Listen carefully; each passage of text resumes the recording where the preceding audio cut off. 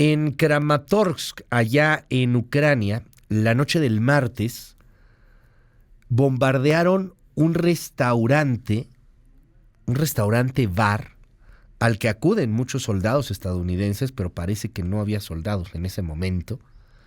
Y bueno, pues hubo varios muertos. Ya es un ataque directo contra población civil. Esta ciudad de Kramatorsk, en el este de Ucrania, ya pegado hacia la zona del Donbass, hacia Rusia, pues fue atacada por un misil, al parecer ruso. Todo esto en medio de un asunto que cambió el panorama geopolítico la semana pasada. El grupo Wagner, un grupo paramilitar, fue a atacar Moscú. Se le habían revelado a Putin. Y entonces todos con las uñas mordiendo, el nervio, ¿qué va a pasar? Van a destronar a Putin, va a llegar este hombre Prigozhin. Y este hombre va a tomar ahora el control de Rusia, porque él sí es radical es un sicario a final de cuentas. Personaje muy interesante. Bueno, pues al final la cosa se calmó, entre comillas. Mandaron al grupo Wagner a Bielorrusia, y Bielorrusia ahora es como que una especie de asilo político, pero al mismo tiempo muy apegado a Putin. Esto fue un golpe de estado del mismo Putin para tratar de mandar un mensaje. Bueno, es un tema abstruso, un tema interesante para analizar en profundidad y pues para entenderle, porque en algunas ocasiones las estrategias del mismo Putin no se entienden, o realmente se le salió de control todo y estuvo a punto de perder el poder. Tenemos en la línea a nuestra colaboradora en materia internacional, Brenda Estefan, que le entiende perfectamente bien a estos asuntos, mejor que una matrushka, ¿no? ¿Cómo se llaman estas cosas? Las matrioshkas. Esto es una matrioshka ahí encerrada, un rompecabezas, querida Brenda. Te mando un abrazo. ¿Cómo estás? Buenos días. Muy buenos días, Luis. Un gusto estar en tu programa. ¿Cómo entendemos esto que sucedió en la semana, Brenda?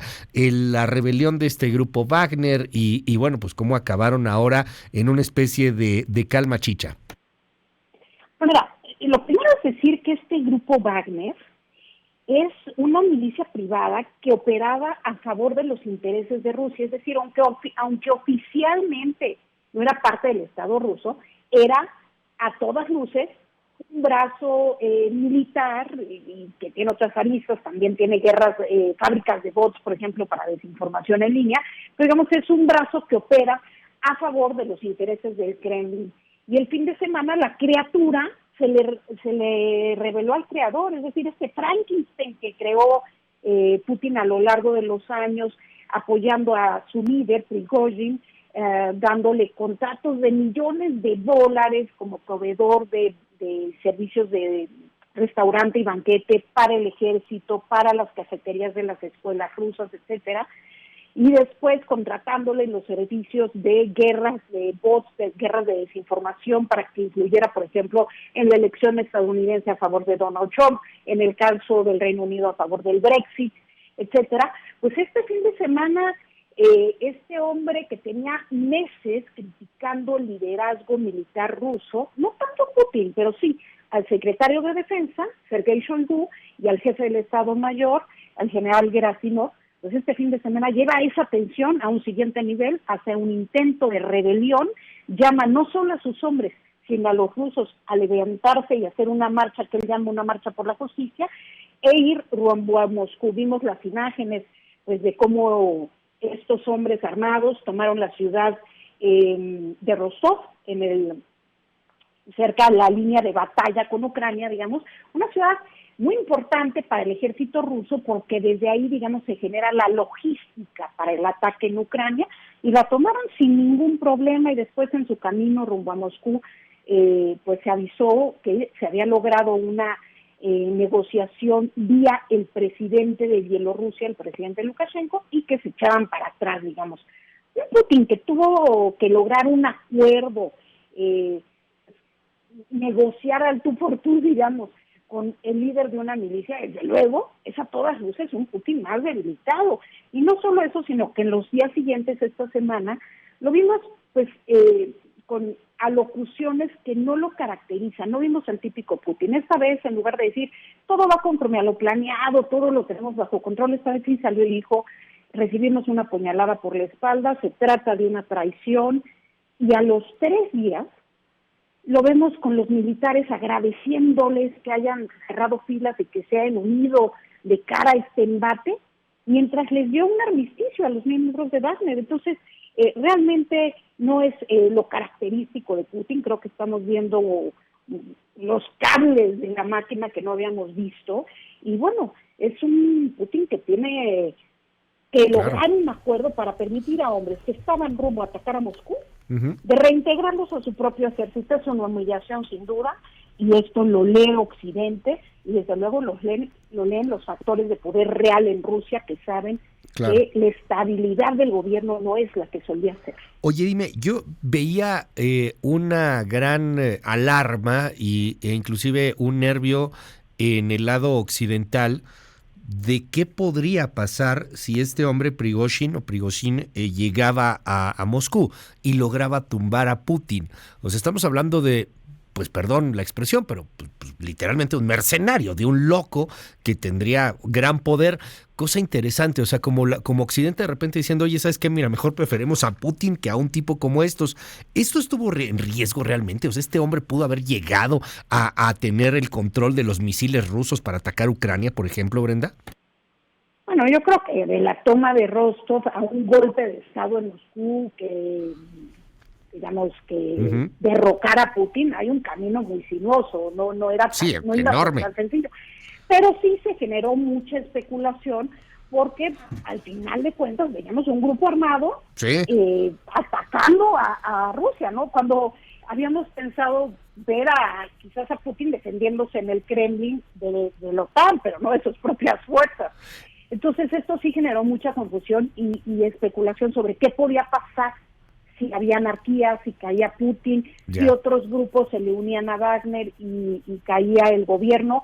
Lo que es un hecho es que Occidente, como bien señalas, a diferencia de lo que algunos considerarían, pues no estaba feliz de que esto estuviera sucediendo, estaba preocupado. Y estaba preocupado principalmente por algo, porque Rusia no deja de ser una potencia nuclear. ¿Qué pasa si un país como este cae en una anarquía, cae en una confusión de quién es el líder? Cuando tienen miles de ojivas nucleares. Y además es es el país más grande del mundo, con 11 usos horarios, un territorio gigantesco, muy difícil de controlar. Y pues esto desde luego empezó a preocupar en las capitales occidentales, que pudiera caer en caos una potencia nuclear. Ahora, me llamaba la atención que Prigozhin llegaba y se le entregaban a algunos de los soldados, o al menos así estaban las crónicas, ¿no? Que por eso no tenía mucha resistencia. De pronto llegaban y los soldados mismos se entregaban. Como sea, en toda esta lectura, sí es evidente que hay muchos soldados, al parecer, o mucha parte del ejército ruso, pues que no está muy contenta con este asunto, que se sienten debilitados, que no lograron tomar Ucrania en las 2-3 semanas, un mes, que parecía lo iban a lograr cuando comenzó la invasión. Pues sí, porque al final de cuentas Prigozhin por un lado tiene legitimidad, porque él estuvo en el frente de batalla viendo la carnicería humana durante meses, a diferencia de otros, entre comillas, líderes militares rusos. Y eso pues le da cierta ascendencia, y dice cosas que nadie más dice, es más, que a nadie más se le permitirían decirlas. Cuando sabemos que si en Rusia alguien habla de que hay una guerra, es enviado a prisión, a Prigozhin no le permitió decir no solamente que había una guerra, sino que esta guerra está hecha con las patas. Él hace declaraciones muy agresivas sobre no solo el liderazgo, sino incluso las razones de esta guerra. Las desestima la semana pasada, dice que Ucrania no representaba ninguna amenaza, que esta guerra se comenzó por intereses de los liderazgos militares, y a pesar de eso, pues no se le mete a prisión, sino que se le envía a Bielorrusia. Eso nos da cuenta del poder real que tiene este hombre y su milicia. Hay que recordar que tiene, además de operación en Ucrania desde África, 2014, ¿no? Hecho desde el conflicto en el Donbass, tiene operación en muchos otros países en el Medio Oriente y África defendiendo los intereses rusos. Y en una locución esta semana, Putin dice que de mayo del año pasado a mayo de este año, el Estado ruso le ha dado a Grupo Wagner $1,000 millones y que más o menos eso es lo que le venían dando cada año. Es curioso porque hace unas semanas todos los dirigentes rusos decían, no, Wagner opera por su parte, nosotros no lo financiamos, no es parte del Estado ruso, y sin embargo, esta semana Putin reconoce que está financiado por el Estado, y creo que es una manera de reforzar esta idea de que es una falta de lealtad. Al final de cuentas, el perro de guerra le mordió la mano al amo. Oye, dime algo, Brenda, un poco teoría de la conspiración. ¿Qué tanto pudo o no pudo haber sido esto una especie de autogolpe? O sea, más considerando quién es Putin, quién es Prigozhin, qué es este grupo Wagner. O sea, al final de cuentas, quien se te reveló era tu supercuate, ¿no? Era tu mercenario, como empezabas esta colaboración, era tu Frankenstein. ¿Qué tanta posibilidad hay dentro de estas estrategias muy sui generis, muy particulares de los rusos, que esto haya sido un autogolpe? Pues mira, con los elementos que tenemos, no parece que así haya sido. Hay mucha especulación al respecto, desde luego siempre surgen las teorías de la conspiración, hay quienes dicen incluso que ya no tiene fuerzas para seguir avanzando en el frente de batalla ucraniano y que quizás esto era una manera de salvar cara y decir, bueno, no es tanto que no pueda con ustedes, sino que tengo que atender mis temas internos, pero yo creo que incluso esto lo haría ver más débil. No veo algo que nos indique, digamos, que esto fue algo autoinfligido. Y pienso en los mensajes de esta semana, es decir, Putin no solamente salió el sábado a decir que esto era una traición, sino que hubo mensajes el lunes, el martes, hubo 4 mensajes en 3 días que buscaban de alguna manera transmitirle seguridad a los rusos. Cuando uno los escuchaba, estaban dirigidos a la población rusa, diciéndoles todo está bien, aquí no pasó nada, tranquilos.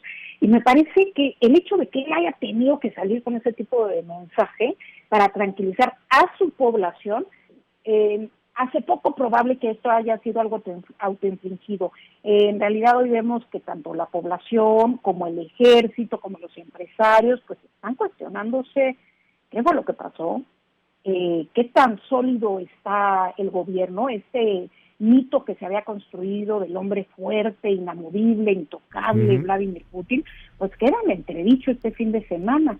Y mucho del voto que Putin tiene en las elecciones que se llevan a cabo en Rusia, porque hay que decir que sí hay elecciones, manipulados y manoseados, pero hay elecciones, y tiene una base electoral importante Putin, y esa base electoral muchas veces dice que lo que admira de Putin es que le ha dado estabilidad al Estado ruso después del caos que hubo en la década, sobre todo de los 90, después de la caída de la Unión Soviética. Fue muy caótico realmente esos años, y después llega Putin al poder en 2000, y a partir de ahí ellos consideran que hay mucho más estabilidad, no quieren regresar al caos, y por eso no creo que Vladimir Putin pudiera hacer un autogolpe que cuestionara estas cosas sólidas, básicas de su apoyo entre la población rusa. Muchísimas gracias, querida Brenda, y bueno, pues vamos a seguir muy de cerca estos temas. ¿Cómo te seguimos en tus redes? Claro que sí, Luis, me pueden encontrar en Twitter como @d_estefan y en Facebook como Brenda Estefan. Gracias, es Brenda Estefan, nuestra colaboradora aquí en materia internacional.